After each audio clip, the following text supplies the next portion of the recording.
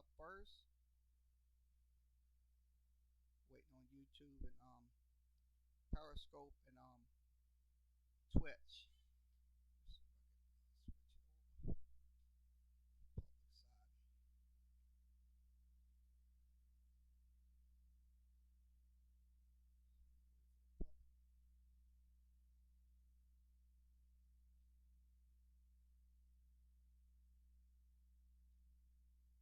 There it is. Okay, Facebook's on. Waiting on the other video streams to come up online and Twitch.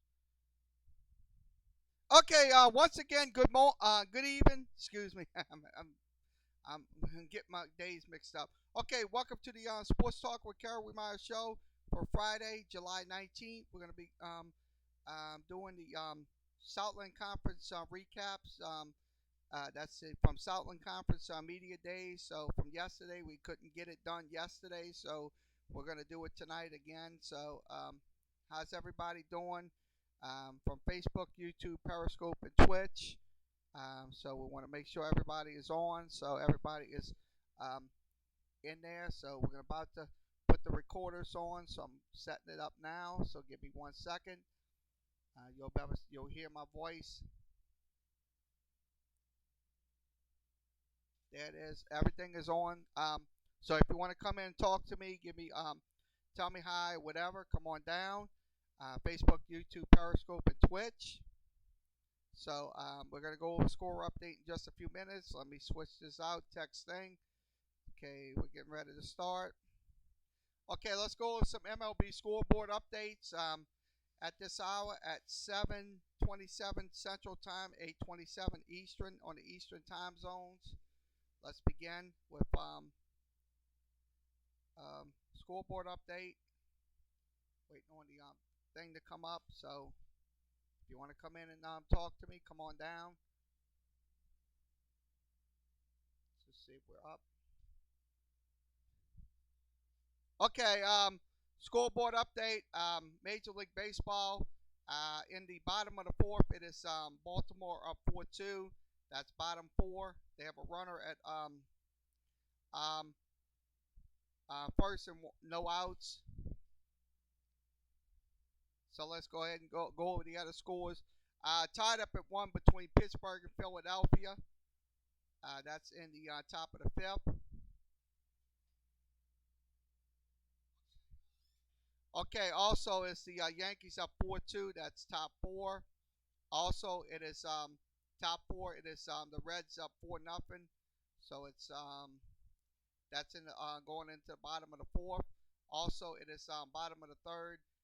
Cleveland up 4-2. They have bases juice. Also, it's Toronto up 6-0. That's in the top of the fourth. Runners at first and second. Also, it is top of the fourth. The White Sox up 5-2. Also, the Atlanta Braves and Nationals are scoreless. Astros and Rangers tonight. The Astros have runners at first and second and no outs. It's scoreless. Also, it is the Oakland A's up 2 nothing, bottom one. Also, later on this evening, it is going to be the Arizona D-backs and the Milwaukee Brewers. Also, it'll be the Dodgers and Marlins at 10:10, 9:10 Central. Also at 9:10 Central, it'll be the Mariners taking on the Angels. Also, it'll be the Giants taking on the Mets. Earlier today, the Cubs win 6-5 over the San Diego Padres. So that's the scores for this hour. So let's go ahead and go to the minor league baseball scoreboard update. Minor league baseball scoreboard update. We always focus on the minor league teams as well. Okay, let's see. Switch it over. Scoreboard. Okay, AAA scoreboard. It is Lehigh Valley up 7-6. Syracuse and Toledo scoreless. Top five. Also, it is Buffalo and Columbus. Columbus is down 2-1. Buffalo has a runner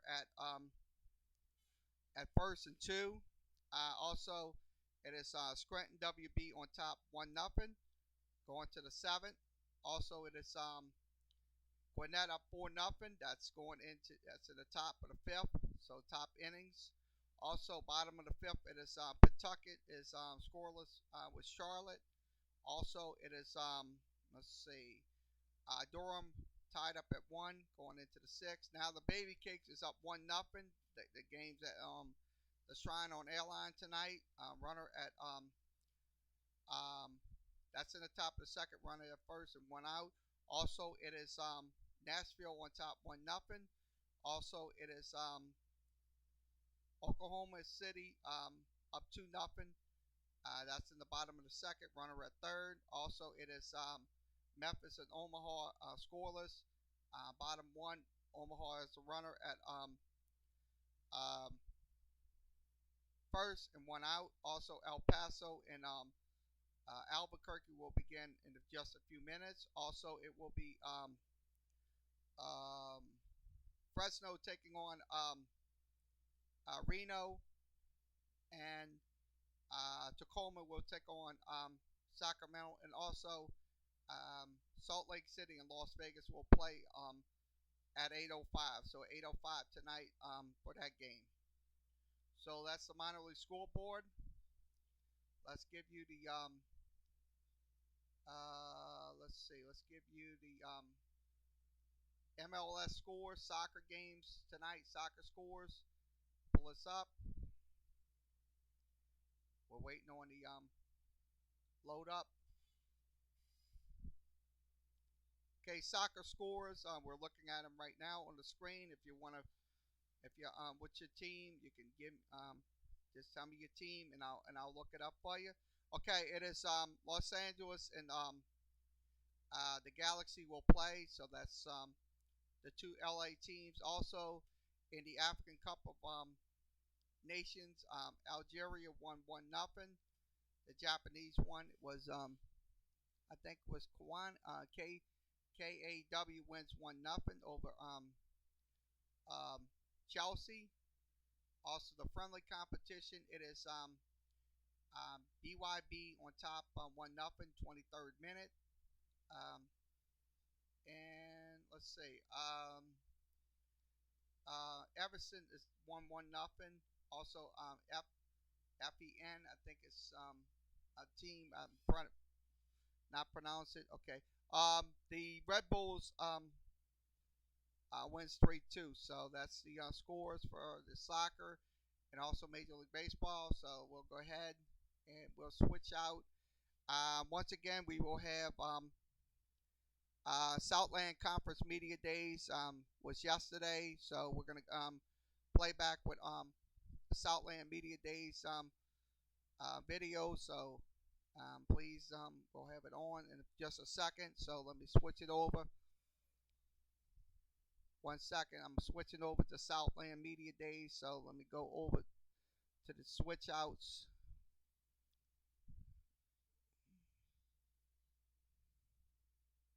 Waiting on the coach UI solidified right now, and really, if you had a deep. So 1 second. You're coming off the first conference championship since 2005, back-to-back postseason appearances. Just talk about the building of that program, what it's meant not only for the university but the community. I don't know why it's buffering. I don't understand this. Give me 1 second. And what statement has it made throughout the Southland? So 1 second. Let me switch the video. So hold on 1 second. Let me try to get this video switched over.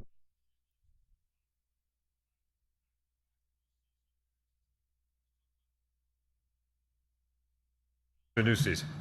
Yeah, good morning, everybody. Hope everybody had a great summer. This is always a bittersweet time, in my opinion. A little bit bitter just because I've gotten to spend a ton of time this last month with my 3-year-old son and my wife and a lot of family, so we don't get that luxury as football coaches to do that year-round as some people, and I love to fish and golf, and my golf game's getting pretty good right now, and I'll put the clubs back in the closet for 6 months, starting next week. And then obviously it's sweet just because you get the opportunity to get your team back together. Nothing like 105 kids walking into a room, on the 1st of August, and everybody having the same ambitions, goals. Great to see the big smiles walking in and ready to work. And so, I think me being a first-year head coach last year, it took me about a year and a half kind of to feel like I had the program heading in the right direction. All the culture was set, from the strength and conditioning program to nutrition, just to the everyday walk of life with these kids, and to continually develop these kids on and off the field. I think that our staff does an incredible job of establishing relationships with these kids. I think the kids will talk about it in a little bit. And, throughout this whole entire off season, we've had, every Wednesday, we call it Be a Man Wednesday. So we bring people in from the community all over the state of Texas. Most of them are from San Antonio and just share different walks of life. I mean, we have anybody from people that are involved in FCA and the church around San Antonio, all the way up to, some professional athletes that I had the privilege of playing with. And so really teaching these kids, how to walk the walk each and every day, and how football really carries over to their everyday walk of life when they're done with it. So there's so many things that these kids learn throughout the course. The time management, accountability, responsibility, all that stuff's key. But I still think today's age, with the millennials and the age of the cell phone, that sometimes they struggle making the transition into the working world once they get done with college. We have a bunch of kids with degrees that are doing great things, but they don't have those social skills to get out there and really present themselves in a good manner. And so that's something we've kind of worked on throughout the course of this spring. I'll get a little bit more into the football side of it. Excited about where we're at, both on the offense and defensive side of the ball. Obviously, we got a bunch of offensive linemen on the preseason team. We got 5 starters returning, and the crazy part about that is there's a good chance that 2 of them don't start. We got 2 freshmen that redshirted last year that are pushing really hard. So everybody in the outside world thinks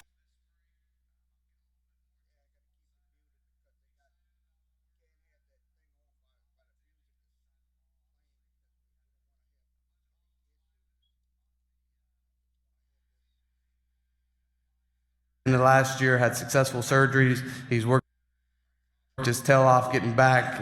The undeniable leader of this team, carries himself with a lot of moxie, a lot of swagger, and our kids are just drawn to him. And he like any great quarterback I've ever been around, which I've been, privileged to be around. Case Keenum, Patrick Mahomes, Baker Mayfield, all these guys. So they all have the uncanny ability to really raise the level of the whole entire team, and not even just on offense. I mean, when you see that he's leading the voluntary workouts in the summer, the whole entire summer, and people were out there getting work in, and he's kind of become a player coach. So happy to have him with us. Receivers kind of the only position where we lose 2 guys that went for over 1,000 yards for us. We're going to be really young at that position. I like our talent level, but every coach in here knows that experience is key. And so it'll be key for us to get those guys a bunch of experience throughout the course of this fall camp, and get the timing down with them. Have a really good running back coming back in Amir King. Signed a couple junior college kids in the backfield that should help us. Moving over to the defensive side of the ball, we have 6 returners on defense. Back end, we have quite a bit of kids returning. And the front 7's kind of where we lost a lot. We have 2 defensive ends that are playing in camp right now in the NFL, and then our linebacker, Silas Stewart, who's an all-conference guy last year, is in camp with the Ravens right now, just signed a contract. So we lose a little bit on defense, but I couldn't be more proud of the coaching staff on that side, really filling some holes. I thought in spring ball, we were a lot better defensively, although we lost those guys. than we were during the fall. So Coach Deason continues to do an incredible job at finding different ways to use different kids' skill sets. I think we'll look a little bit different defensively this year, scheme-wise, just trying to play into the hands of the kids that we have on this team. The one thing that we tried to improve in recruiting this year was speed. I thought when we first got there that we really lacked team speed, so that was one of the major things we tried to attack in recruiting this year is to gain speed on both sides of the ball. I think this conference has changed dramatically in the last 2 or 3 years. I mean, this year, there's 2 really good coaches that we added to the league that I don't want to play this year. Kobe Carfield's done an incredible job everywhere he's been in the state of Texas. A heck of a ball coach. And then Sterling Gilbert as well. They're both West Texas guys, which I appreciate. Colby from Freona, and then Sterling from Abilene, and I'm a little boy from Shallowater. I'm gonna say this about UIW. Look, this team is an up-and-coming football team. They went 6-5 last year. Also, they went 6-2 in the conference. That's one thing. This is an up-and-coming ball club.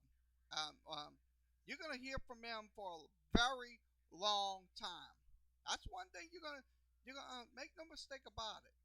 So, I just wanted to come in and give my take on UIW football. So we'll play some more. So we'll come in every time and give you an analysis on it. So I'm gonna go ahead and replay this video. So we're listening to the coach of the UIW Cardinals. So let me go ahead and set this up.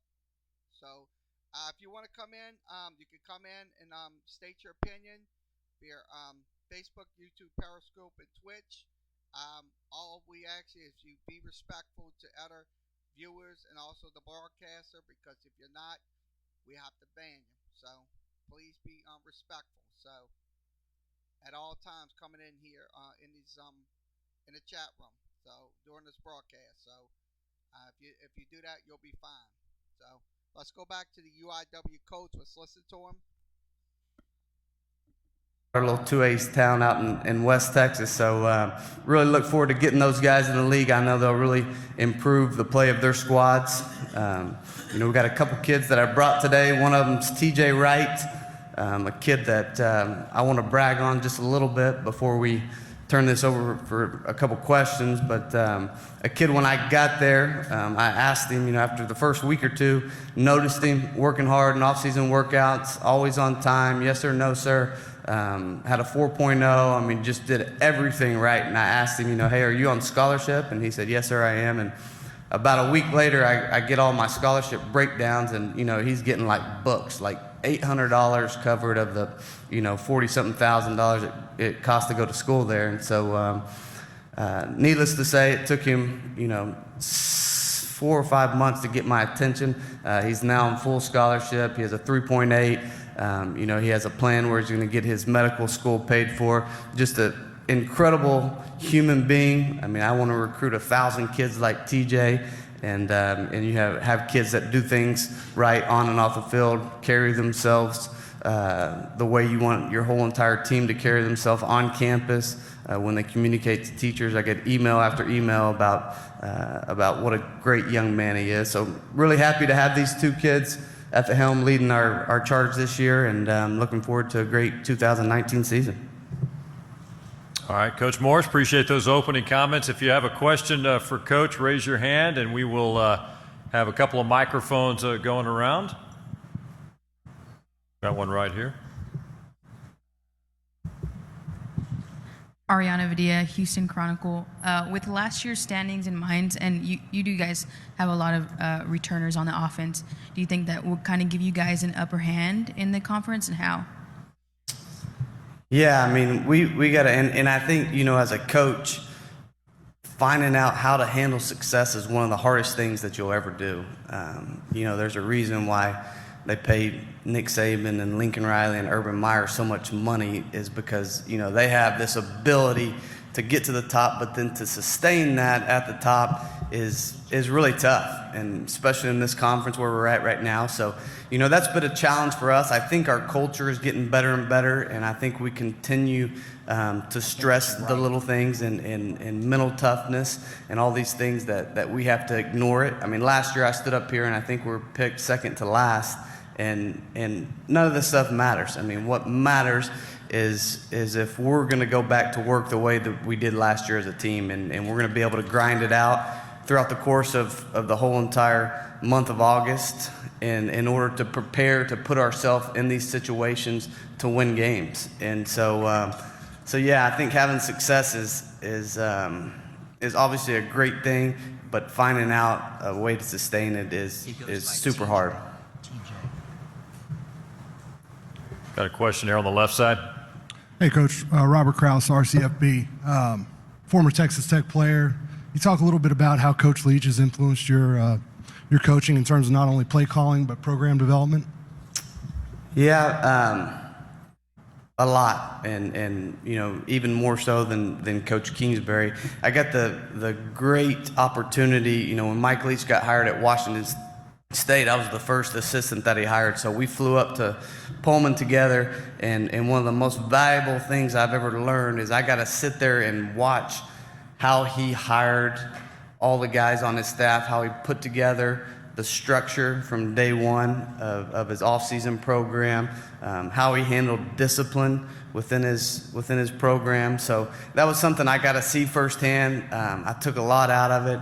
I used a bunch of his techniques as far as putting my staff together, and the way kind of we got our program rolling throughout the stage of that first year. So yeah, he's a guy that's a phone call or a text away. We probably talk once a week still to this day, especially in the summertime. He spends the whole summer in Key West, so you can always catch him in the afternoon. He sleeps till about noon and goes to bed about 3 a.m. So that's a good window for me when he's on the East Coast, and it's easier. When he's on the West Coast, it's hard for me to stay in touch with him just because his time schedule. But yeah, forever grateful for what Mike's done for me, both as a player and as a coach.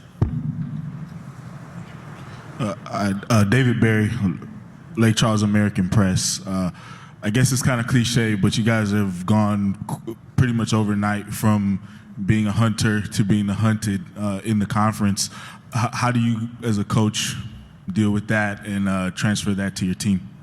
Yeah, and I'm a believer in talking about it with your players. Some coaches, I think, just want to hide it and not talk about it and act like it's not there. But I'm a guy that'll get up in front of our whole entire team and tell them, hey, this is what it is. And for us to have the mentality, and that's what we wanted last year. If you could rewind it all and say, hey, this is where we're going to be a year from now as a program, I'd say that we're on track and everybody would take it. So I think it's a positive thing. You got to spin it to where it is positive, not negative. At the same time, I don't think these kids these days need to feel any kind of extra stress. You spin it into a positive. I think anytime you start focusing on things that are negative, then they start to feel your negativity come down, that you're worried. So confidence is key. That's something that I've always felt. So if you want to talk about UIW football, you can come in, state your opinion through Facebook, Periscope, YouTube, and Twitch. If you're a UIW fan, I'm calling you out right now. You can come on in and give me your takes about your team and what's your expectations for the 2019 season. So we'll listen to Coach from UIW. So let me go ahead and switch this back over. Please be advised, we have to keep the during the music sessions, we have to keep the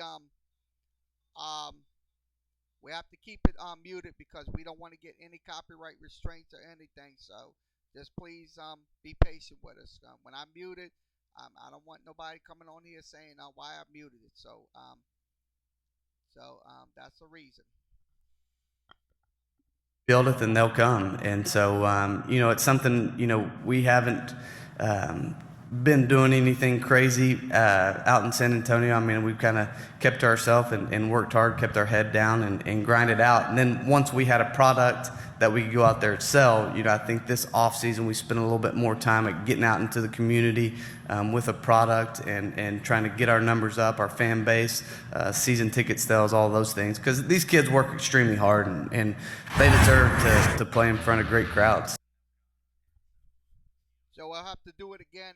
When they show videos like this with music, we have to keep the thing muted. So please be patient with us. We'll have him on in just a few minutes. So we're just gonna wait a few minutes for it to come up. You will see the video, but you won't hear the coach talking. So we have to keep it because we have a lot of music playing in it, and we can't have. We want to keep it out of our broadcasters. So you said it was a 1.5 year process for you to turn the incarnate work football around. What was the biggest X factor in that process? And then secondly, you might have just alluded to it, but do you think the San Antonio community has really taken to this incarnate work football team? Yeah, the biggest X factor is I surrounded myself with a lot of smart men that helped me get to where we're at right now. And so I didn't have all the answers. I leaned on those guys constantly, every single day, asking questions and collectively coming up with the right answers. And I made a ton of mistakes in my first year. I'd be the first one to admit it. I'm a guy that takes a lot of notes and tries to really figure out, the things we did good and the things we did bad. And so yeah, it wasn't, an X factor would be me having, 20 plus guys in our building that are super smart, and I let them do their job every day, and we collectively come up with game plans together, both, for a football game and then for us, setting up a schedule as far as what we want to accomplish that year. And your second part, tell me your second part one more time. The second part was, do you think the San Antonio community has really bought into the incarnate work football team? We just talked about that running the Yeah, absolutely. I mean, San Antonio obviously is, the 8th largest city in the United States. Ton of people, and in South Texas, I mean, everybody loves football, so they're big time Cowboys fans down there, and so we're trying to get them to come watch us on Saturdays, and then be able to still drive up and watch the Cowboys over the weekend. So yeah, I think that our support in San Antonio has obviously grown. I mean, we have 4 major TV stations there that do a great job of covering us, and so I think the coverage throughout that and in our newspapers has steadily helped us grow over the course of the last year and a half. All right, one more question here in the front. Coach, you mentioned trying to keep the players healthy, and I know that you finished spring ball the first week of March. Can you talk a little bit about that, why you had spring ball so early, and how that's plans to keep the players healthy throughout the season? Yeah, we went spring ball super early. The week after signing day, we started it, and we got it all done before spring break. So it's going to be a thing, we'll look back on it, and it's either going to be a really good, smart decision I made, or it's going to be the worst decision I've made since I've been here. So we'll see if it worked. The main reason I wanted to do it early, more so than injuries, is I kind of went back and reflected on the season and the games we lost. And the games we lost last year, Nichols and Montana State, I thought were better up front than us, and I thought they were able to lean on us, and even Lamar to an extent, was able to establish a run game late in the game. Nichols was able to do that in the second half. I just thought we weren't big enough or strong enough on both sides of the ball. And so, this approach allowed us to get done with it and then spend more time in the weight room, trying to add a little more strength, a little bit more bulk, really slowed down the running and beefed up the nutrition so we could put on some good weight while we're still in the weight room. So we'll see if it worked. I mean, our kids' numbers are up in the weight room, our weights are up, and so that's mainly the main reason why I did spring ball early this year. All right, before we toss it over to Carly, one more question for you, Coach. When you look at some of the numbers, especially defense, how proud are you of what the defense was able to do as far as creating turnovers a year ago? I believe you had at least one in every game, and you led FCS with 29. That says a lot. Yeah, I think it was key, and especially just where we were as a program. And, we kind of got on a roll offensively. So once again, we have a music on break. They're showing the video, so we have to keep the music on muted. So please be advised of that. If you want to come in and talk about it, come on down. So let's go. This year, obviously, we'll take all the turnovers, but I think as a whole, defensively, I think we're going to be a better squad, and so I don't think we're going to have to rely on as much. Just because, I mean, you never know. I mean, being able to lead the league and I mean the nation in turnovers every year, obviously, is not going to happen. So, yeah, it was great for us, especially in the year one program. And was super proud to get that ball. And, you know, I'm still calling the plays on offense. So anytime you can get, you know, a ton of turnovers, I think that helps you, makes me happy. There you go. All right, we'll ask Coach about the schedule here in just a few minutes. Right now, we're going to toss it over to Carly McCord, standing by with a couple of Cardinal players from UIW. Carly? Thank you, Randy. I'm joined by two outstanding student athletes from UIW. We'd like to welcome quarterback John Copeland and defensive lineman TJ Wright. First of all, the storyline from your season last year is one of the most intriguing, I believe, in all of football. What was the biggest takeaway from that season that has you also motivated this past spring and going into this season? Well, we just really came in with a chip on our shoulder, knowing that we were the underdogs to everybody. And we really came together as a family and as a group, and we put our heads down and worked hard every day, and it really showed off in the end. There was a change of culture. Once these coaches came in, we got to be able to trust each other, and we bought in as a family. We all decided we're going to go to war together. So, let's talk about Coach Eric Morris and all the things he's dedicated to doing to make this program what it is and what it has become so far. And he's very adamant about how it's not just him and his coaching staff, but it's about all of you as players. He complimented both of you as individuals. But how important is that relationship with a coach like that, knowing that his intentions are for the best, wanting you all to succeed the way that you all have and are continuing to do? It's very important. Coach is a phenomenal coach, and he knows what the players want to hear. And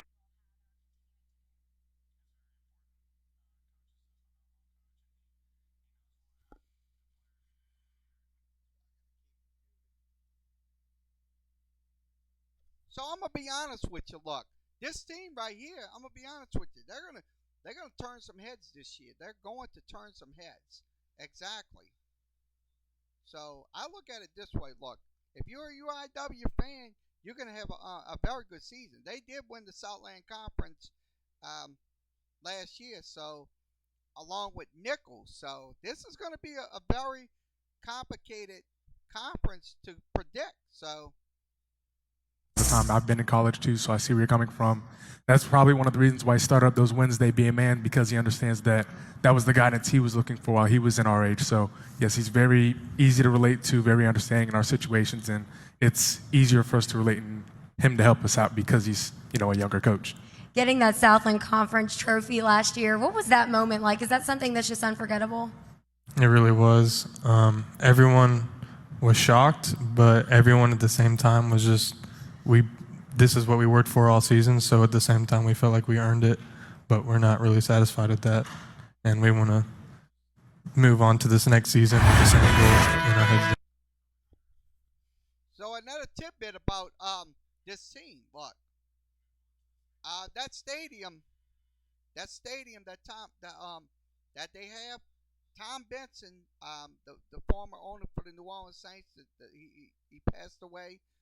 That stadium is named after him. So let's go back to more of the conference media days. So if you want to come in and talk about college football, you can come in, give me your takes via Periscope, YouTube, Facebook, and Twitch. We're waiting for the video to stop because we have a lot of music in there. We don't want to have music in here during these broadcasts because, look, we don't want to get copyrighted. So we just want to let y'all know that. So we're just monitoring everything. So if you see me muting it and stuff like that, just don't get alarmed. We have to have this unmuted during these music sessions and video packages. So you can see their team. So you can see what they. So waiting on the video to finish. Where you're going to have your key guys returning as the secondary. How explosive are they going to be? I believe they're going to be very explosive. We've got a whole bunch of young guys that are coming in and they're hungry. The competition has really driven all of our DBs, even older guys, to raise the bar on their game. So wherever there's competition, there's going to be great explosiveness. So Okay, another music break. We're waiting on the video to stop, so just please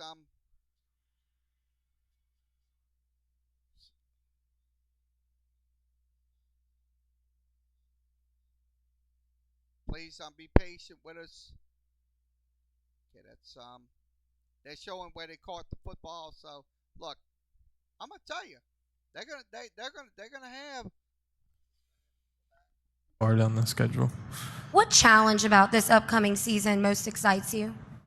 probably having to build up our defense the way we have. We had a lot of good guys leave, and a lot of the weight's been put on us, especially our front seven.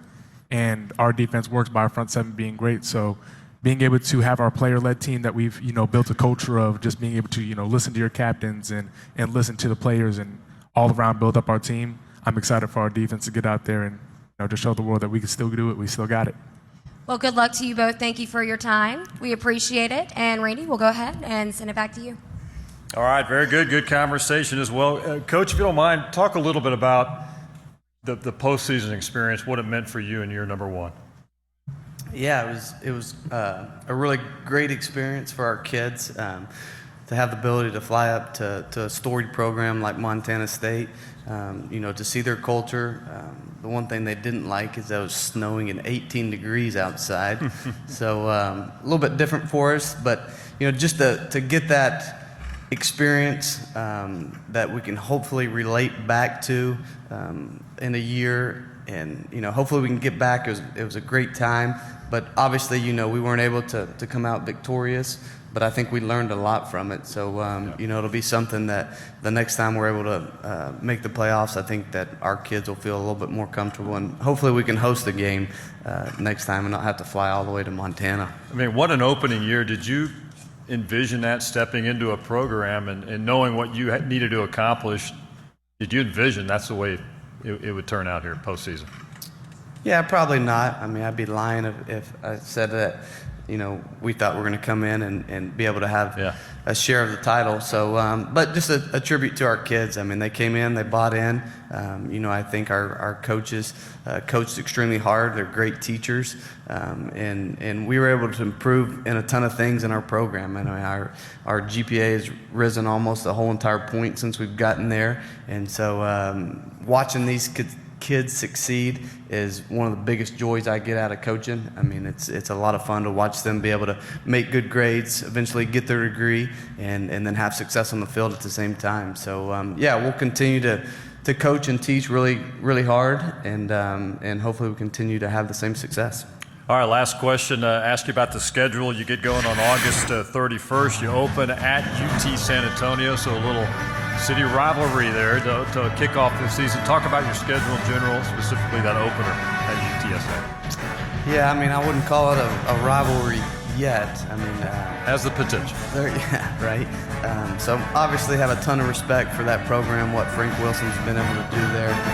They had a down year last year, but they got a ton of returners coming back. Their quarterback's coming back. A kid I recruited out of high school is extremely dynamic, explosive. So we'll have our hands cut out for us. For me, I'm just excited the fact that our kids get to play in the Alamo Dome, such a great venue that's right down the street from our campus. There'll be 25, 30,000 people there. So just a great experience for them. I mean, they'll be super jacked up. I know I'll probably have to calm them down a little bit before that game. So yeah, we're excited about the opportunity. It's definitely going to be a challenge, great program.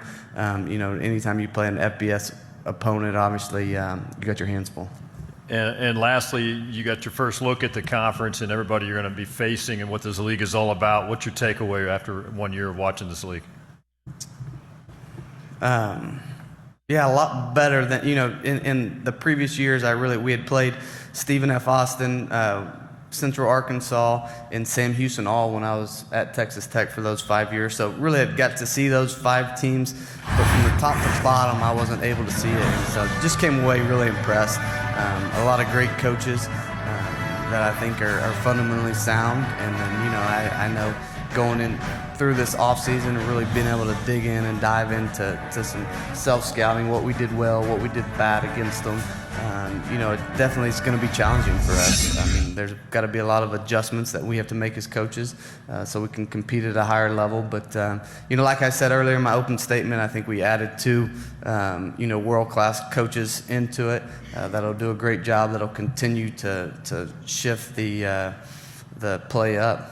All right, very good. Great conversation with head coach Eric Morris and his players from UIW. Good luck this season, Coach. Look forward to seeing you play. Thank you, sir. When we come back, 2019 Southland Conference Football Media Day. Next up is Central Arkansas. We'll hear from head coach Nathan Brown and his players when we come back.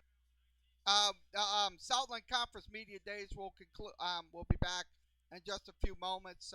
This is a replay only. So please be advised, it's not a live broadcast. We're replaying the Southland Conference Media Day, so we may have commercials, but we're not going to have the music playing during the broadcast. So please be advised of that. So let's go ahead and go over some scores while we're waiting for Southland Conference Media Day to come back up. Okay, let's go ahead and go back to the MLB scoreboard. We're waiting for the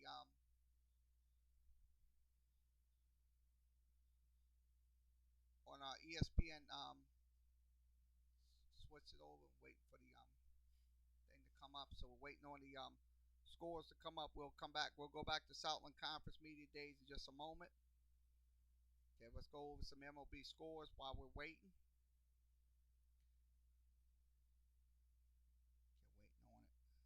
Okay, in the bottom of the fifth, it is Yankees up 5-2. Also in the bottom of the fifth, it is the Orioles up 7-2. Also, it is the Phillies and Pirates tied up at 1. Bases loaded for the Pirates. Also, it is 7-2 White Sox. Excuse me, White Sox. I get confused. 7-2 White Sox. Top of the fifth, White Sox have a runner at third and 2 outs. Also, it is Cleveland up 5-2. Runners at first and third. Also, it is Toronto up 7-0. So that's 1 out. Also, Cincinnati is up 7-0. Atlanta up 2-0 going into the sixth. Also, it is 1-0 Astros, and also it is 2-1 A's on top, and also that's it. So we'll go see if the Southland Conference Media Days is back up on the screen. Not yet. So it's still in a commercial break. So we're waiting on it. Commercial break again, so we're waiting on the Southland Conference. So let's go over some more scores. Give me 1 second. Switch this out. Okay. Like I said, the Cubs win 6-5, and the other games will be starting in just a few minutes. D-backs and Brewers, Astros and Marlins, also Angels and Mariners, and also Giants and Mets. So that will be later on. So during the breaks, we will have scoreboard updates. So let's go ahead and go back to Southland Media Days. Waiting on it to come back up. All right, welcome back to the Hilton Post Oak here in Houston, Texas. Great to have you with us as the morning session continues here at the 2019 Southland Conference Football Media Days. Again, great to have you with us. Randy McEvoy will be here all morning long. Carly McCord with the players as well. Then we're back in the afternoon with 6 more programs. We've heard from Nichols, UIW. Now it's time to spotlight Central Arkansas. Let's take a look at what the Bears are up to, what they did a year ago as well. Starters are coming back 18,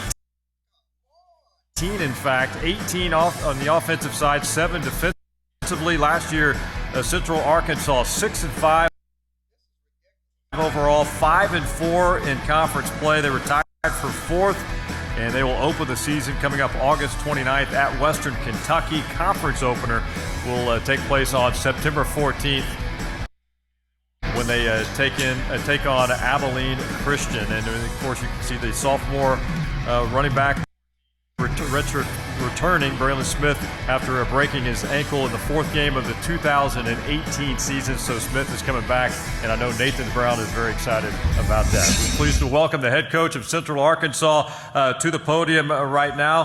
Coach, we'll toss it over to you for some opening remarks. Welcome to Houston. I know you're ready for the season. Thanks, Randy. First of all, I want to say happy to be here. Brought two phenomenal student athletes with me today, and quarterback Braylon Smith and safety Juan Jackson. Just total positive representation, not only for the Southland Conference, but for the University of Central Arkansas. Want to start out by thanking Tom and his staff for everything that they do for this first class event. It gets better and better each year. Been a part of this conference really since as a player and a coach since 2006. And the conference continues to get better year in and year out. So great honor to be able to be a head coach in this conference now, be a part of it with a great institution in University of Central Arkansas. Want to mention, our athletic director, Dr. Brad Teague, and his staff that come and support us.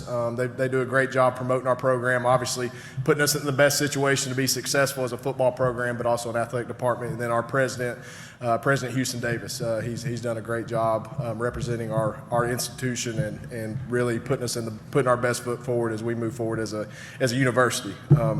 First thing I want to do is talk about last season, 6-5, 5-4. Football season, but when you look at our team from last year, we have a lot coming back. We have a lot coming back from that team that had some great experiences. We were in every game that we played last year. As a matter of fact, if you look at it, when you break it down, like I heard Coach Morris saying earlier, he was doing a lot of self-evaluation, just like all coaches do this time of year. If you break it down to one or two possessions in the fourth quarter, we had a shot to win every game, and that's including our opener last year against the University of Tulsa. So kudos to our team. I thought they played well considering some circumstances. We lost Braylon Smith. There to kick off the season. Talk about your schedule. Cattle. Are you a real life cowboy? What's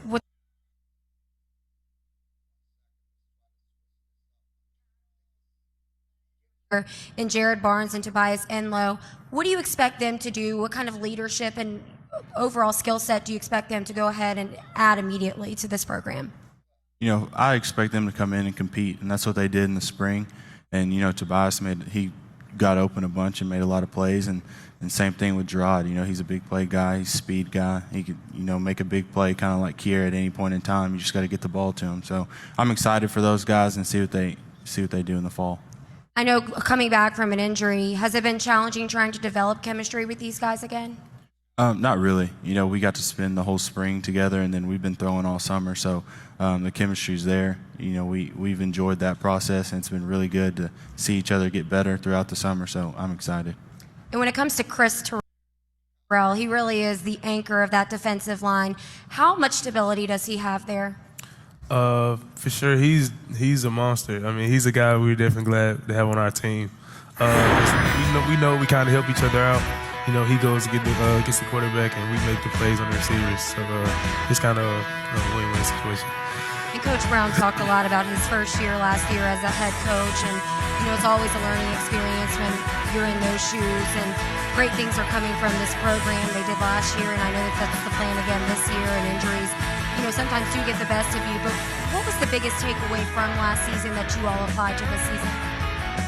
I think the biggest thing is just not taking a day for granted. This is, first off, it's a great conference, and you know each and every day. And, also just taking it each day at a time and trying to be the best version of ourselves that we can be each and every day. And if we do that, then I think we'll be successful. Yeah, like Braylon said, just taking it one day at a time. Don't take anybody light. Don't take anybody for granted. And even the guys behind, like Braylon got hurt, the guys behind, make sure when it's your turn, you're ready. So that's really...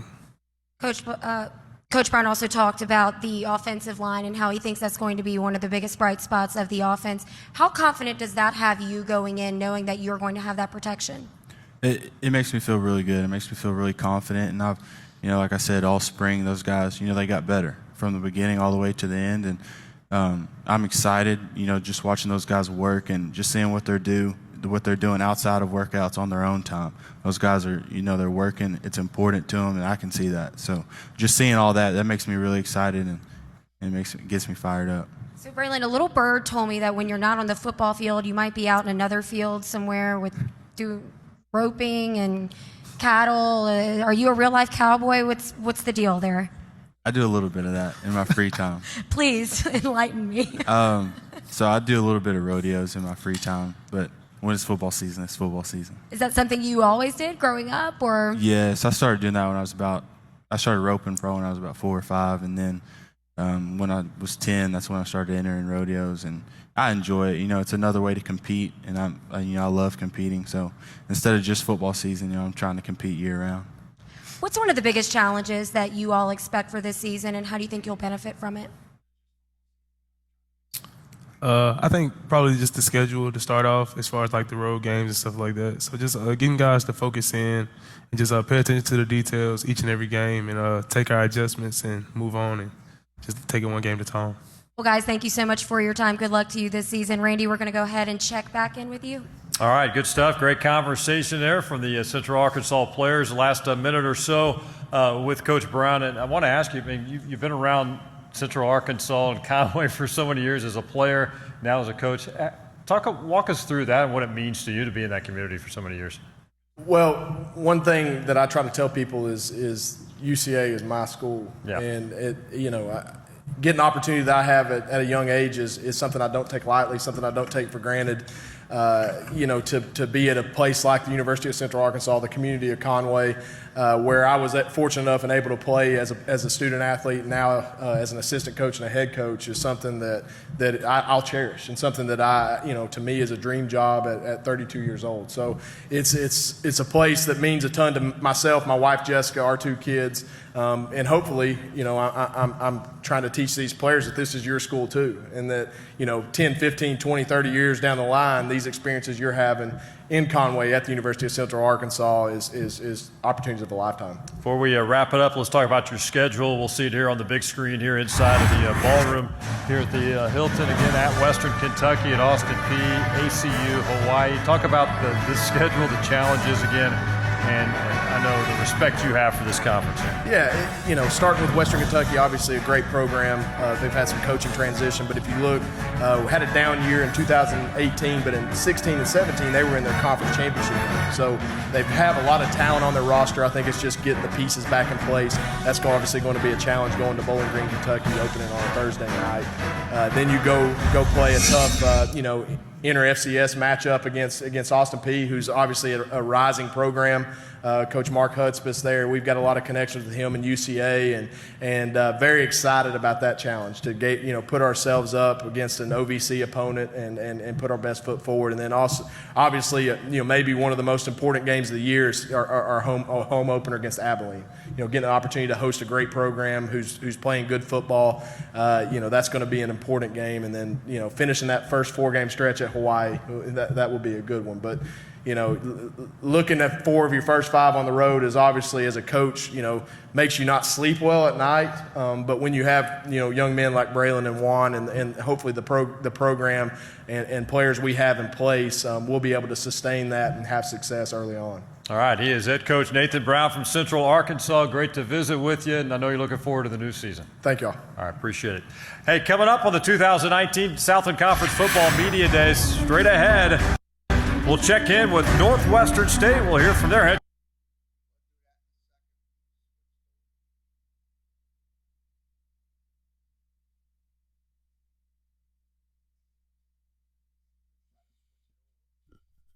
Okay, we're going with the Northwestern State defense. Let me switch it over 1 second.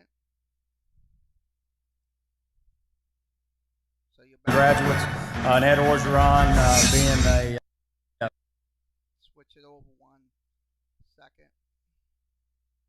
second. Being on the sideline almost as an extra coach, but what kind of experience do they bring to the team, both on and off the field? Well, he did think he was a coach. He's got a long way to go in the coaching profession, but we're going to stick to football right now. And I tell you, that's invaluable. The experience, because right now we got 20 seniors, compared to the seniors that we had last year as far as numbers. are concerned. But you see so many of these guys that have been within the program for 5 years and really bleed purple and understand that they're playing a lot. They're playing for more than just themselves, and those guys understand that. So when they go in the locker room and they're talking to these new guys, they're talking to the incoming freshmen. What they say in the locker room, and I think I heard Coach Rebo talk about it. We're not in that locker room a lot. I try to go in there as much as I can, but they're the dodgeball. Of course, Chris, with that nomination for the Good Works team, I mean, all of that is paramount to what we're trying to accomplish both on and off the field. Did you see in your team in the spring over last spring, now that you have the foundation built? Well, we had so many guys coming back, whether they played or they didn't play, whether they're starters or they weren't starters. So they understood the expectations, I think, first and foremost. The expectations, to be the very best that we can be. And if we do that on a consistent basis, we're going to have the opportunity to win football games. I think believing and being able to win a game. You look at a couple games that we did not win where we're winning at halftime. This football team had to learn how to win. And I think you saw that with some of those comebacks towards the end of the year, that this team learned how to win. And I think, that's the first thing that you got to be able to feel and understand as a football team. And I think these guys will say the same thing. That was the thing that they had to realize that they could do, is they could win.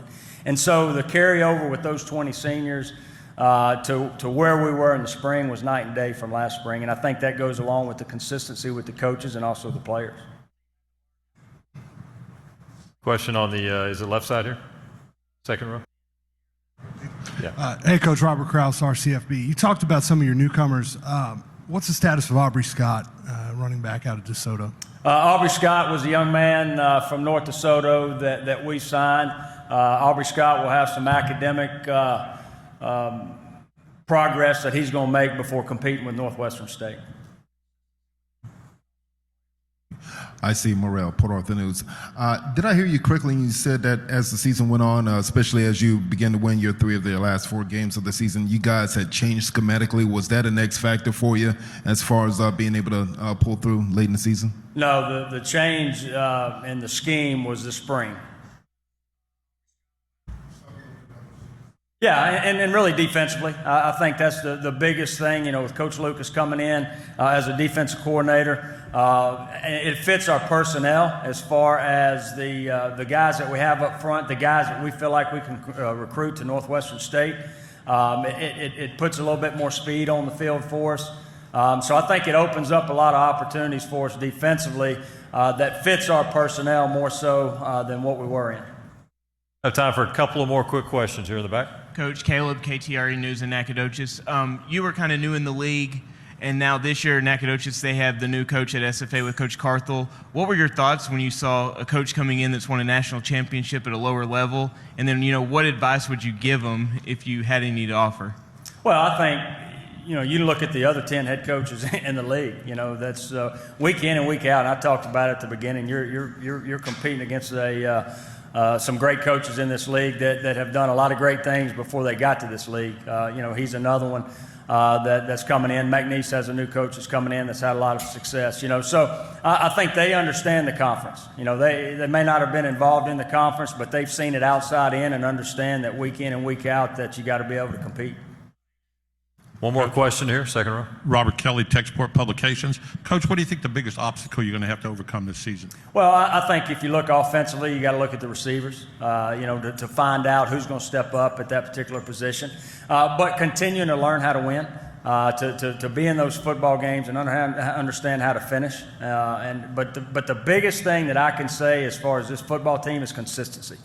This football team can win, but I think we got to be consistent in everything we do. We got to be consistent in all 3 phases. Any other questions? All right. Well, right now we'll talk with the Demon players. Right now, let's toss it over to Carly McCord, standing by with a couple of players in from Natchitoches as well. Take it away, Carly. That's right, Randy. We'd like to welcome the student athletes from Northwestern State University. Chris Zirkle, offensive lineman, and also Nick Ford, defensive back for the Demons. I know that one of the things that Coach Laird said over and over again just now was the word consistency. If we had $1 for every time he said it, we'd have a good bit of money at this point, right? And I know obviously that might be the biggest key to the mindset going into this season, but what has been the biggest thing you all did in the spring to really focus on maintaining that consistency this fall? I feel like the biggest thing this spring was like, with all the seniors, you just saw a lot more people holding each other accountable, like for all the little things, finishing through the line, cleaning up your space in the locker, just all the little things that people don't think has something to do with winning. We understand it has it's very important as far as like where we want to go with our program. Like all the little things are important. Yeah, just to touch base on what Nick said, a little consistency. I remember Coach Laird's first day when we came back from Christmas break, and our team couldn't show up at 6 a.m. on time. It took us, and it was just how it's been in the past. We just haven't been able to do those little things.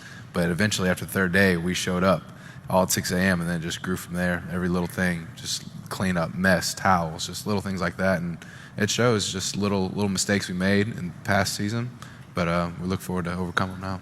One of the things that stands out about Coach Laird and his staff is that they are so dedicated and that they mean business.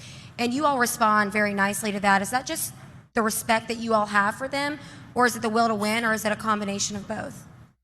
I feel like it is a combination of both. Like you definitely have to respect the experience that this coaching staff has. Like they've all been at the highest point in the coaching world. Like they've all won championships. They know what it takes to be successful. And they'll be hard on us, but at the same time, they'll love us hard too. And like when you got coaches that are taking care of you and when you're not getting like the NCAA money, they're making sure everybody's like has a place to stay, having some food to eat. I mean, you just gotta respect that. If they're gonna show love, you wanna show respect back. You wanna show that you love them too. So you wanna work hard for them. Those coaches are showing them love. The same go for you. Yes, I mean it's really this coaching staff really truly cares about us, and it's nice to like be able to fall back on them. Some coaches just mean business, but like for example, coaches will cook for us after workouts. I mean, yeah, it's a meal, but I mean a meal goes a long way. Then after that, it's spending quality time with them. They'll do anything for us to make us sure we're successful. Mid-October to mid-November on this schedule is going to be extremely challenging for you all. What is the mentality that you have to maintain when you know that you're going to have a tough stretch like that? I mean, you just have to stay focused with the game plan. At the end of the day, we go into every game wanting to win, and we want to handle business the way we handle business. So regardless of who our opponent is, we got to bring our best every play, every down, every second. So as far as the end of the season being tough, I mean, we know, like, towards the end of the season, you feel banged up. You just got to be mentally tough, and you just got to keep working through it. Just remember what got you there. Remember what the goal is. So. Also, Coach Laird talked about losing some of those key receivers and the transfers that are coming in. How do you think that they're going to adapt, and how confident are you in quarterback Shelton Epler and what he's going to be able to do to create that chemistry, and obviously the chemistry that they're going to have with you all as a line as well?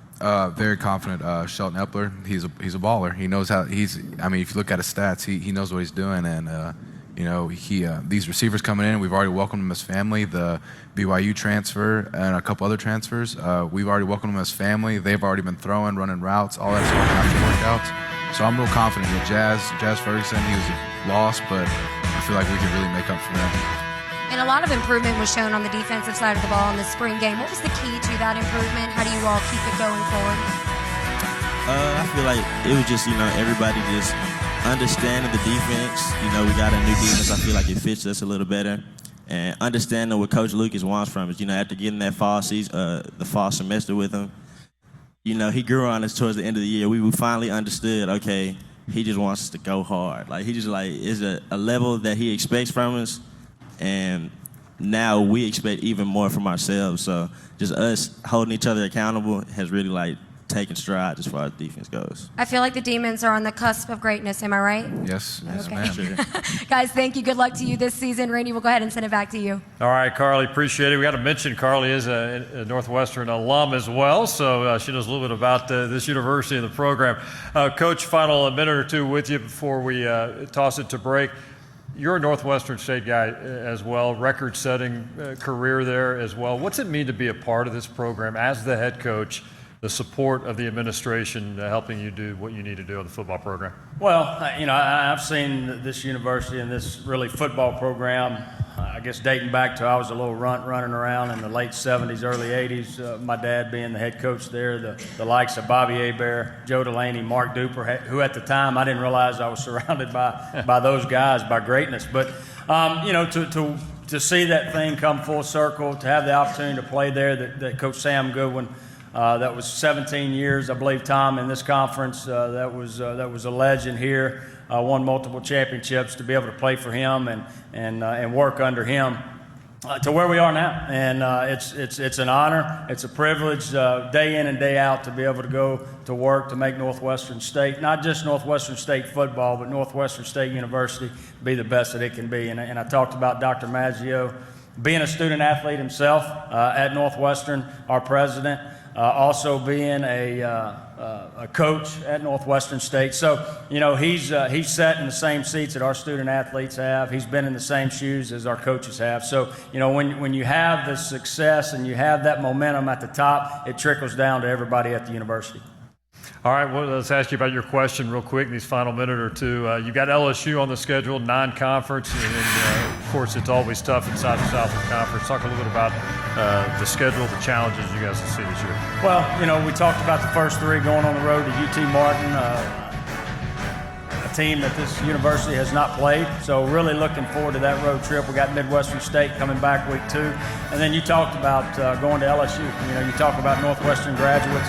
And Ed Orgeron playing at Northwestern State. So really looking forward to that matchup. And then when we get into conference, we talked about week in and week out the parity within this conference that each and every football team gets to experience on Saturday afternoons or Saturday nights, and really look forward to the opportunity to compete against these guys this year. How about the challenges in the conference? You look at your schedule, a stretch there in October.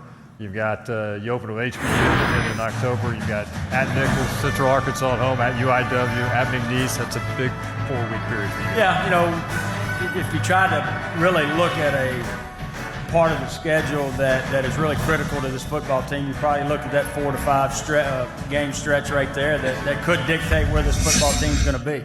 But the thing that, with 7 road games, 5 home games, the ability for this football team, and that's why the summer's so important, fall camp is so important. When you're on the road 7 times, you're leaving on Friday, you're with that group the whole weekend, the team chemistry really comes into play because you're with those guys all the time. So I think what we're doing now is really going to prepare us for those 7 road games this year. All right, very good. That's a look at the Demons from Northwestern State. Coach, thanks for the comments. Appreciate your players being here as well. Best of luck this season. It's going to be a fun team to watch. Thank you, Randy. All right, we're going to take a break here on the 2019 Southland Conference Football Media Day from Houston. When we come back, we will check in with Abilene Christian and their head coach Adam Dorrell and their players straight ahead. Stick around.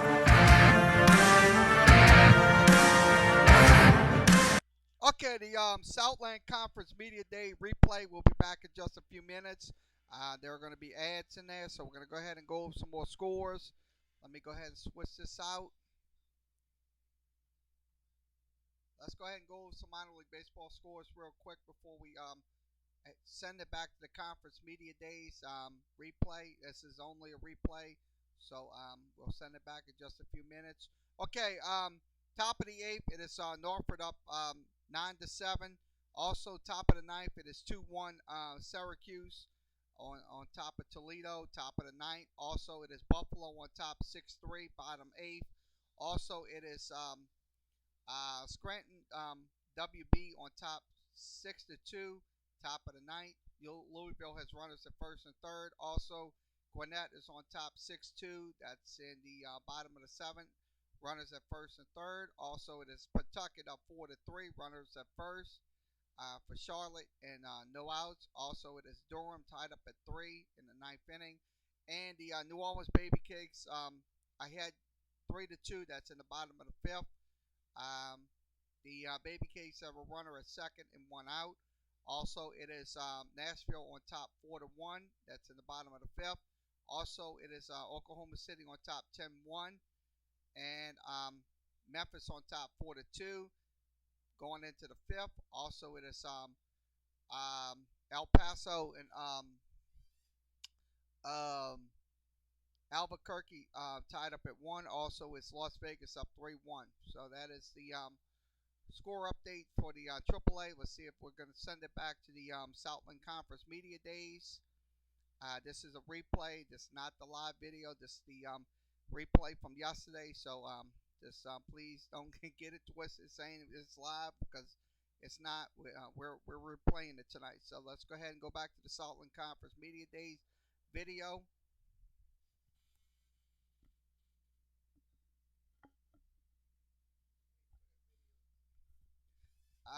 Please be advised, you're going to be experiencing a lot of buffering in here. So please don't get upset and say we're having a bad video. Just please be advised of it. Okay, so let's go ahead and go back.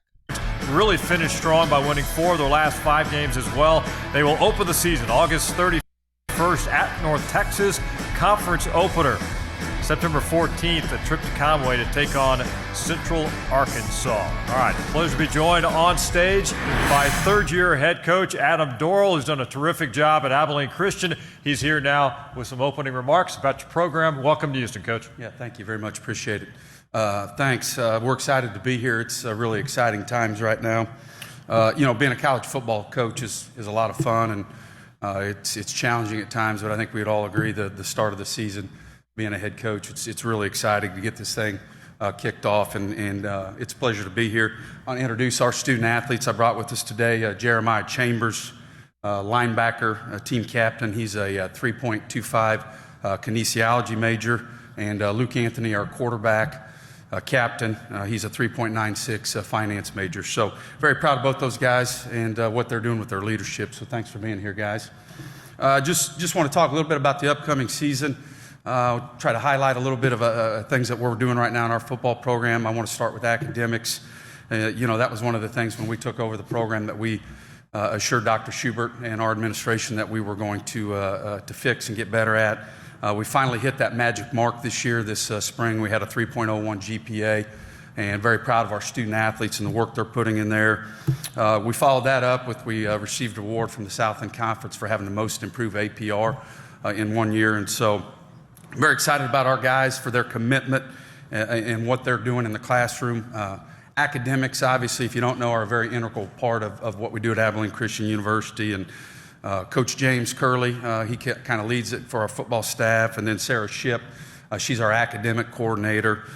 Kristen Massey and Melissa Sullivan really head up our academic program. And I'm just, as a head football coach, I'm very pleased with the work that they put in with our student athletes to get us where we're at right now and what we're doing in the classroom. Follow that in with community service. Again, that's something since I've gotten there, I've really challenged our guys to get involved in. And again, our guys have done over 600 hours of community service again this year, and proud of them for going out and reconnecting with the Abilene community, but not just that, the ACU student community. So proud of them for their work in the classroom and off the field. Transitions, talk a little bit about football. I want to start with the weight room. We all know that the season starts basically January when you get back. And Coach Luke Lancaster, our strength coach, I've been very impressed with him since he took over our strength and conditioning program and the things that he's doing with our student athletes. Things that really stand out, our diet, our nutrition, our body composition. He's really honed in with our guys, and we do monthly checks on what they're doing with their composition, their body weight, getting stronger. So he's done a phenomenal job with that. And then, if you look, there's no question in my mind that, because it's something we can measure, that we are getting stronger as a football program. And I feel like unequivocally our agility has increased too. So proud of him and his staff and what they're doing in the weight room, but probably more than anything, I just feel like he's done a phenomenal job since we've gotten there of fostering an element of competition in the weight room, getting guys to challenge them to be mentally and physically tough. So we appreciate everything he's doing. You jump into spring football, you get 15 practices each and every year. Obviously, spring football every year is very important, but I think it was doubly important to us this year. We have a new defensive coordinator, Clint Brown. Clint came to us from South Dakota State University and had some really good defenses and part of a lot of good teams there for the Jackrabbits. And so you look at Clint, new DC, new defensive system, and then we had 2 other full-time defensive coaches. And so I think spring was just really crucial to us this year. And I feel like we successfully implemented the defense that Clint's going to run. I feel like our defensive players really had a chance to bond with the new defensive coaches. And then, you just look at the whole end of it for spring for us. I thought we were very competitive. I thought we worked a lot on our physicality. That's something that since we've gotten there, we've tried to improve upon. We're not where we want to be right now, but it's definitely gotten better. And, just overall, I thought it was a very productive spring. Looking ahead to 2019, we have a great group of young men that I think have a chance to be great leaders and help us take the next step in our football program. Some things that we're looking at, I think our depth. We just never, since we've been there, haven't had a lot of depth. I think we do have depth now, and I think it's going to foster a level of competition at practice. We got a lot of guys fighting for starting spots and playing time, so we're excited about that.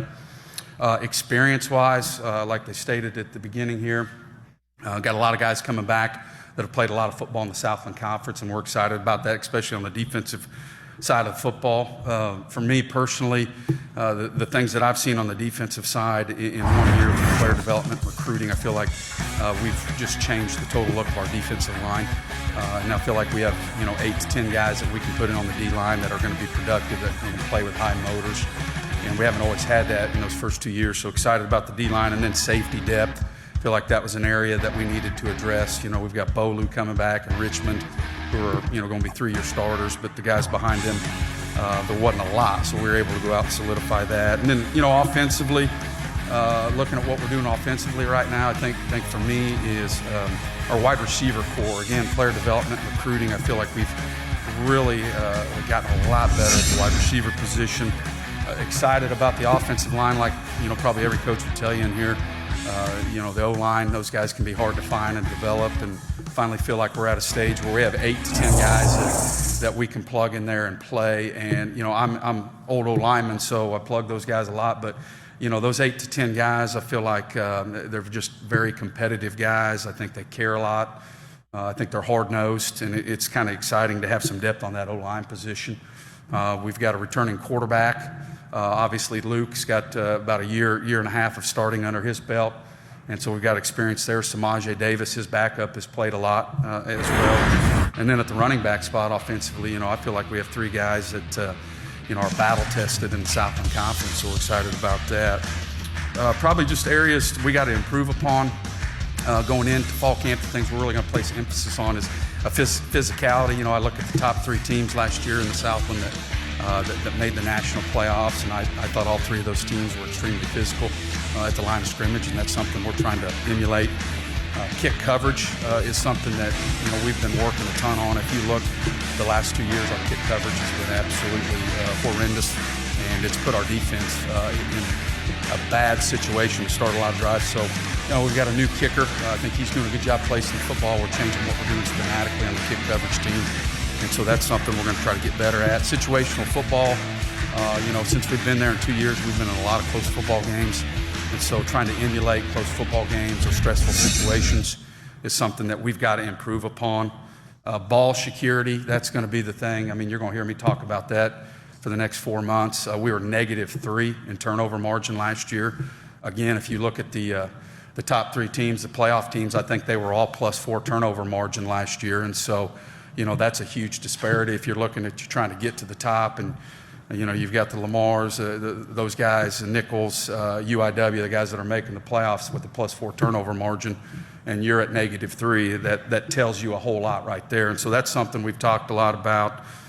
We got to continue to be better on 3rd down, and then just be more consistent, I think, with our daily approach, with our grit and our mental toughness. Are some things that we're going to try to do. But areas I think we're going to improve upon, where we can build off of last year's, I've said, experience. I think our culture is strong right now. I think our players are buying into that. I think our guys truly love each other. And, I've been fortunate to be on some good teams, and that always seems to be a recipe there. Leadership, we're trying to be a player-led football team. Again, I've coached 3, what I've termed really, really good football teams at some point in time in my career, and I think all 3 of them had something in common. They were good on the front 7, and they were player-led. And that's something we're trying to do at ACU. And then finally, probably the biggest one for me is, if you look in the first year and a half of us being at Abilene Christian University, we never won a close football game. Year 1, we were in a lot of them, never won it. Year 2, at the top of the schedule, we lost every one of those close football games. And so that last half of the season last year, we finally won close football games. And so we feel like we've broken down that barrier mentally, probably more than anything, and we're excited to pick up on that. And then just like I said, our internal competition. So, in closing, a couple things. I want to thank our coaching staff. I think we have tremendous coaches at Abilene Christian University. I think they're great men. I think they foster an atmosphere of love, tough love, and I think they do a good job of holding our guys accountable. I want to thank our boosters, our alumni, and our faculty. Since I've been at Abilene Christian University, those folks have really answered the bell to try to help our program be great again. Our athletic director, Alan Ward. Alan's been, absolutely awesome since he's gotten to Abilene Christian. I appreciate him. And then Dr. Schubert, last but not least, in my mind, in any endeavor on a university, no matter what you're going to do, you got to have the president's support and help. And Dr. Schubert is a great leader. He's got a great vision for Abilene Christian University. And, Dr. Schubert loves athletics, and he wants us to be great in athletics. And so, I appreciate his friendship of getting to know him and everything that he's trying to do. And then last, just want to thank our student athletes, man. I think back to many years ago when I decided I wanted to be a college football coach, man, I made a great decision.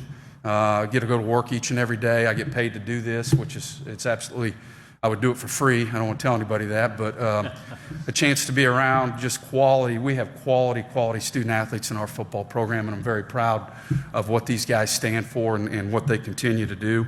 And we're excited. They're great in the community. They're great in the classroom, and they're continuing to try to build our culture so we can be strong. Last but not least, I want to thank Lance Fleming. Lance is here today. Lance was a sports information director at Abilene Christian for many moons, and Lance is retired. And I appreciate you, man, and your friendship and everything you've done for ACU, and you've meant a lot to that place. So thanks for being here today. Thank you. All right, great stuff. Coach Doral, let's open up to a couple of questions before we toss it over to Carly. I think I got one on the left side over here. Hey, Coach. Robert Kraus, RCFB. You mentioned your players reconnecting with the Abilene community. ACU obviously has a great football tradition. You got nearly 10,000 fans at each game. Can you talk a little bit about the support and how that's changed in a couple of years? Yeah, it has. It's changed a lot. Obviously, I think the new stadium, Anthony Field, Wildcat Stadium, obviously I think has a lot to do with that. But, I tell our guys, I think last year we did 800 hours of community service. To me, in my experience as a head coach, there's a direct correlation in that, and the thing that's really exciting is when you see these guys really starting to buy into that, really connecting with the youth in Abilene, I think is very important. We're doing a thing. Our marketing people, Steve, our assistant AD, they're doing things to get some of those young men and young women on campus for games. And so it's been a real shot in the arm, and we're really trying to rev up our students now at ACU and getting them involved. We're having to teach them how to tailgate on campus now, and it's been a learning curve, but it's definitely gotten better. Second row here. Coach Robert Kelly, Tech Sport Publications. You talked about a learning curve. What do you see as the strongest part of your team this season, the things that you think they're going to do very well? Yeah, I think the strongest part of our team is our chemistry. I really believe that. I think our guys truly care for each other, and I don't know. I think that's what makes football so special. You've got to have good players, obviously, but I think if you have some good players, a few players on defense, a few players on offense, and then you surround them with kids that are hard-nosed, tough, and care about each other, I think you got a chance. And I think for us, it's that element. I think our kids care about each other. And what I said, and I told you I'm going to keep saying it, is turnover margin. I think our record is going to be really predicated off our turnover margin next year. I see. Yes, I see Morrell, Port Arthur News. Coach, you had a 4-game win turnaround from last year. You did not get to play Lamar, which was NCAA playoff team. I know they're a few games into the season, but how much are you chomping at the bit to play a team that, just like you, had took a lot of steps to improve? And in what ways, you've won a national championship in the Division II level. In what ways have you seen Abilene Christian really improve on the field? Yeah, I think, first off, Coach Schultz, he's done a phenomenal job at Lamar. And if you look at what those guys are doing, again, I go back to the crossover games that we got to watch them playing is just their physicality on the O&D line. I thought really set them apart late in the season from other leagues. But, yeah, I look at what we're trying to do right now, and there's no doubt in my mind, we came in and we made a plan, and we had so much to do to improve in the classroom and other things. That was number one. I feel like we've got that fixed.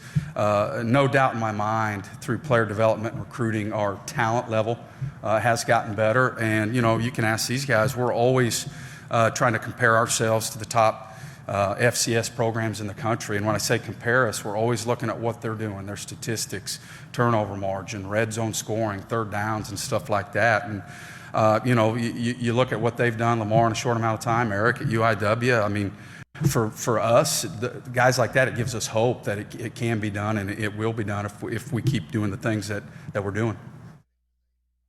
Time for another question. Anybody in the crowd there? Raise your hand if you've got a question. I'll ask you one quick before we toss over to Carly. You've been there now 2 years, going on season 3. Yeah. Talk about the recruiting transformation and adjusting to that, coming into this state and building your staff to recruit this state well. Yeah, I appreciate that. Yeah, I think we're doing, our assistant coaches, I think we're doing a really good job recruiting. I think through facility upgrades and what we're doing with the facility standpoint, I definitely think that's helped. And we're continuing to build onto those facilities. I think, when you're dealing with 18, 19-year-olds, I think that stuff's very important to them. One of the things that we've really tried to do is get in and really highlight our academics. If you dive in and look at some of the things we have going right now, we have a great nursing program, a great engineering program, a great business department. So that's been a big part of us selling to recruits, come get a great education, play at a high level of football. But I feel like going into year 3, we're really kind of settling into that recruiting. I feel like we know who we are and the kind of kids that we want to recruit to ACU, and our guys have really gotten honed in on that. And the facility doesn't hurt either. No, it does not. It helps a ton. Yeah, absolutely. All right, we're going to take a break with Coach. Toss it over to Carly McCord right now, standing by with a couple of Wildcat players. Carly? That's right. We would like to welcome the student athletes from Abilene Christian, starting with quarterback Luke Anthony and also linebacker Jeremiah Chambers. Luke, first of all, last year was your first year as a starter. What was the thing that you learned most about that experience as your first year? I think it's really just bringing that competitive spirit every week, especially in conference play. It's just anyone can win any week, as we all saw last season. So I think it's really just being consistent is what I really took away from my first year in the starting role. And Jeremiah, you're heading into this season with a stellar resume. How do you plan to top it? Everything that's happened last year doesn't, it's just in the past to me. Just going out there and realizing that I've done as much as I have for my defense, and then this upcoming season doing the best I can again at the top of my game. That's what I'm really looking forward to.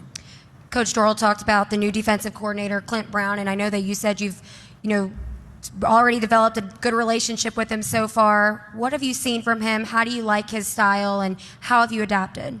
His mindset about his scheme and just the way we need to play as a defense has just been something that's really I've held on to the most. He came in and did a great job in the spring with our players, and we've all bought into what he's brought into our team, and we're very excited.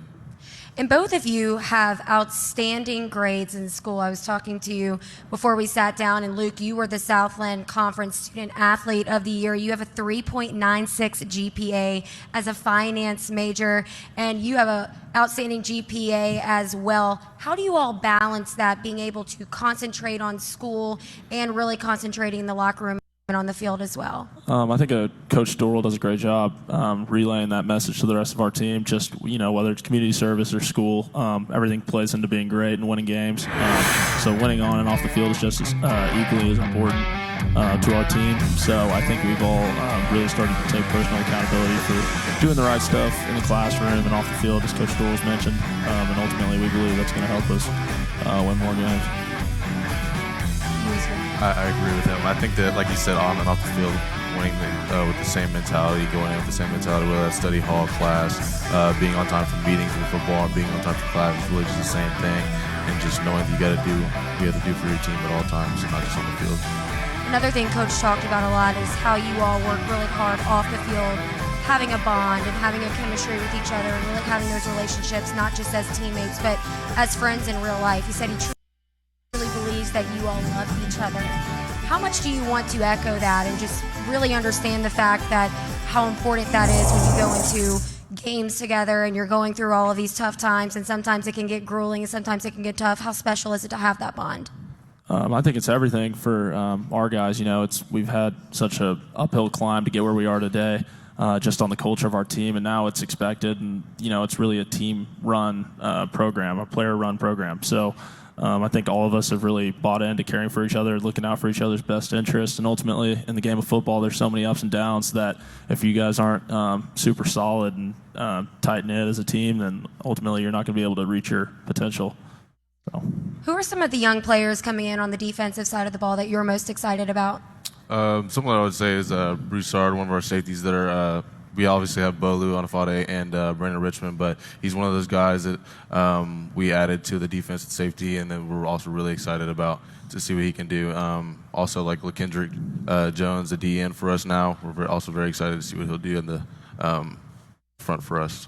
And Luke, Coach is always complimenting your preparation and your will to win and how hard you work. And can you just walk us through that preparation and how important that is to being successful?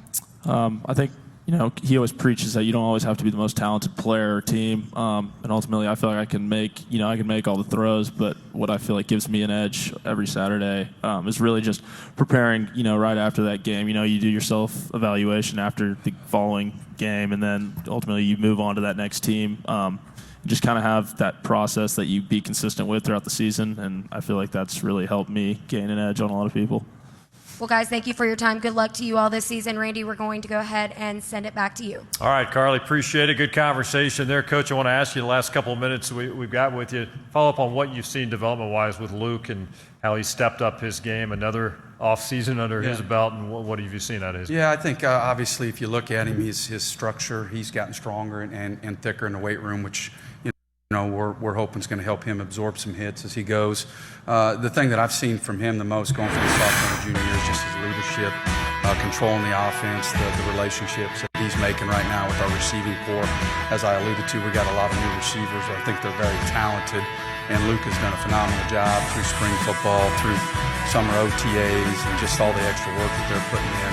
That's probably been the biggest area I've been very pleased with him from. All right, let's talk about your schedule now. We'll pop it up on the screen inside of this room as well. And got a couple of big ones at the beginning and end of the season. In the middle, of course, a big race in the Southland Conference. Let's talk about the schedule as a whole, and I guess specifically opening at North Texas. Well, obviously, from a schedule standpoint, these things they're done out so many years in advance. It's obviously a tough schedule, but it is what it is. Where we're at right now as a football program, each and every week is crucial for us. So, as a head coach, I try not to put too much weight on one game. We've got to look at number one. I think we've got to be able to try to defend our home turf.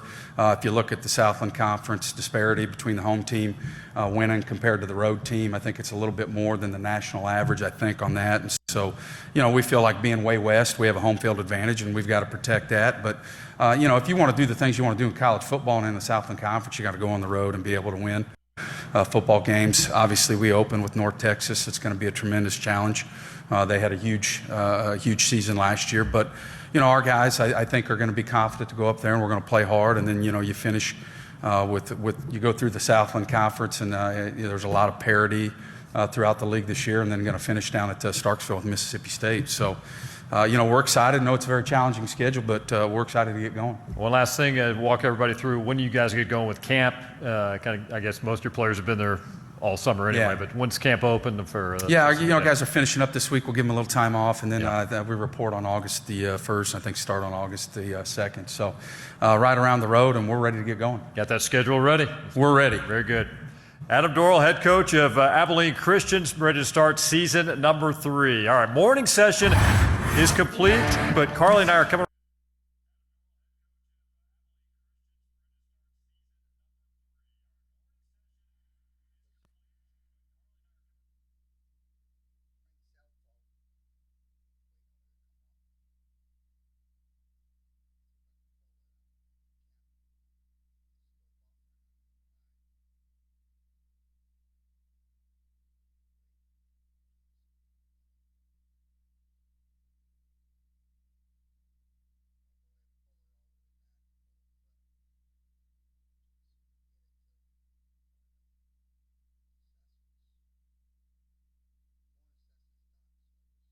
And building that culture with the right players and the right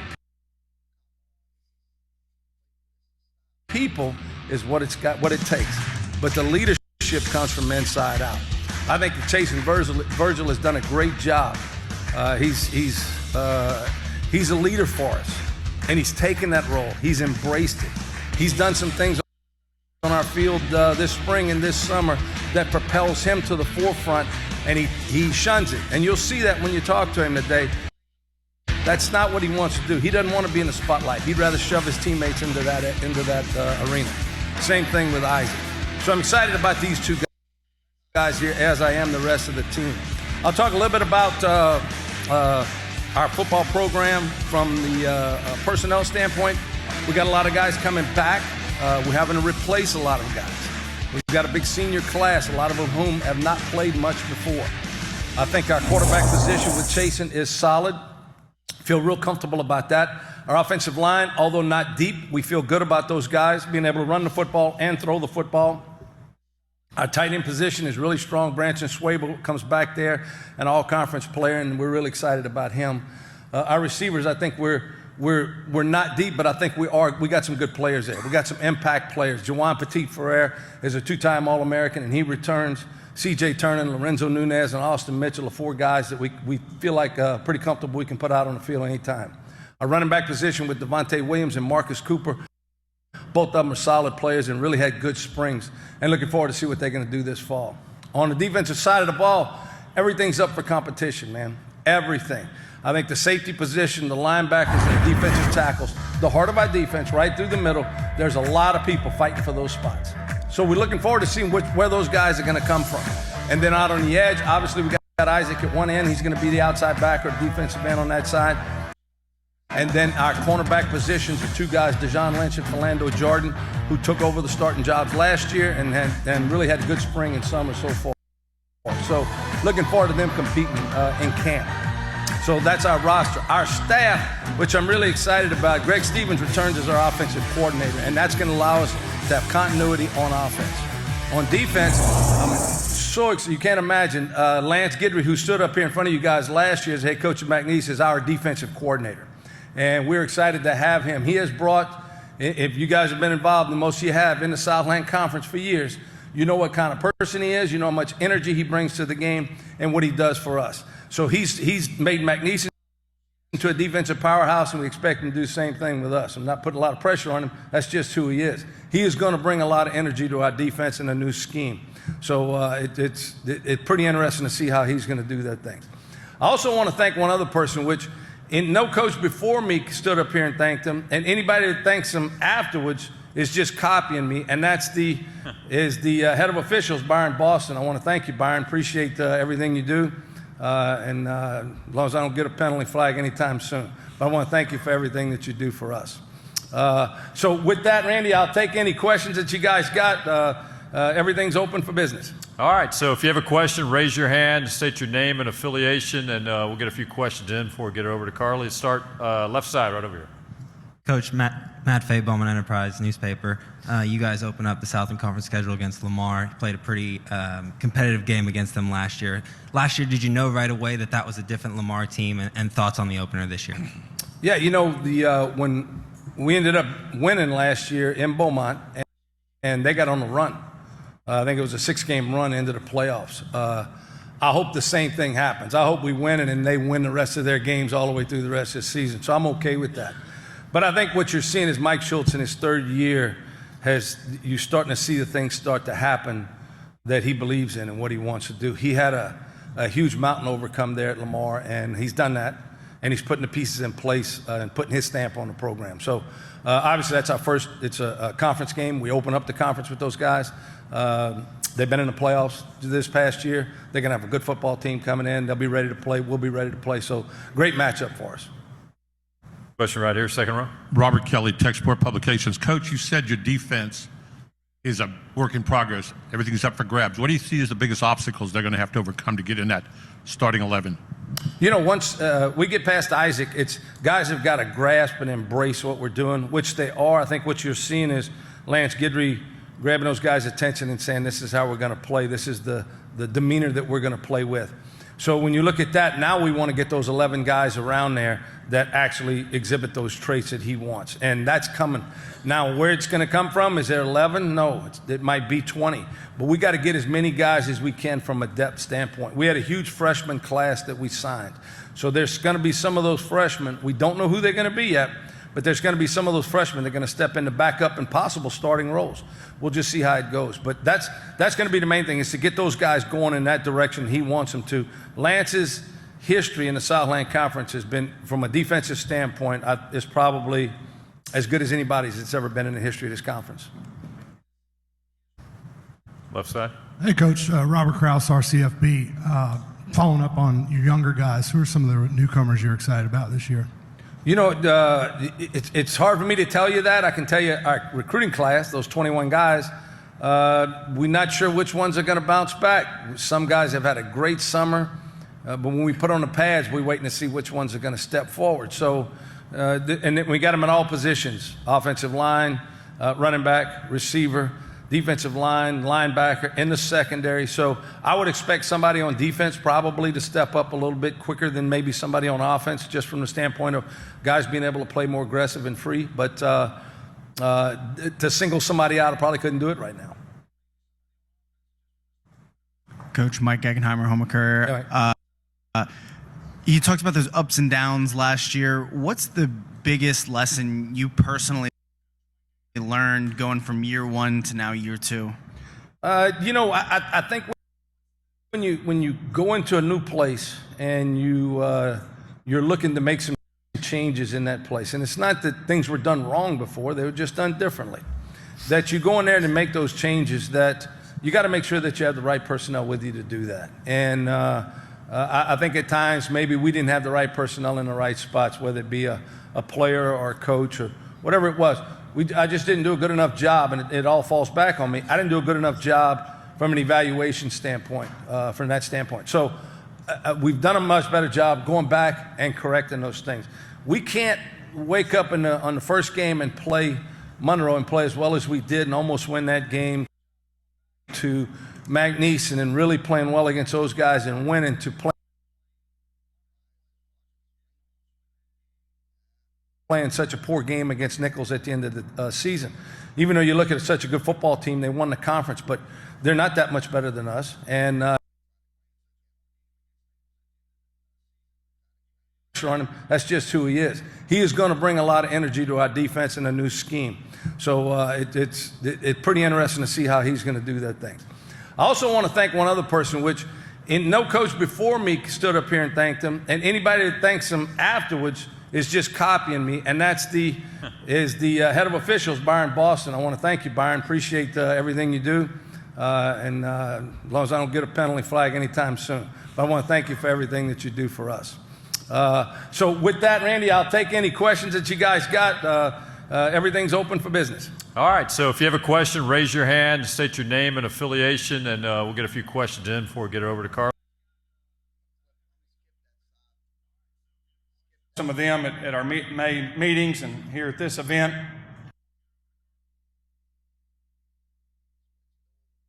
Be able to throw the ball around, and with our offense, you know, we have a lot of good receivers, like Coach Selfo mentioned earlier, and so, you know, just to get the ball into their hands and let them make the plays for us and put us in position to win games, makes my job a lot easier.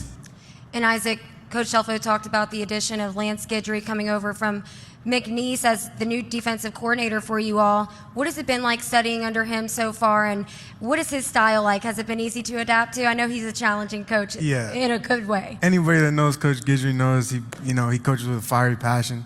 He's intense, and I think that it's good because I think we have a lot of players, especially young guys, that have that intensity and that that passion and that will to just go out there and play as hard as they can. So with a coach like Lance Guidry that's going to come in and allow the players to kind of play with that unleash, anger and passion on the field, I think it's going to help us a lot.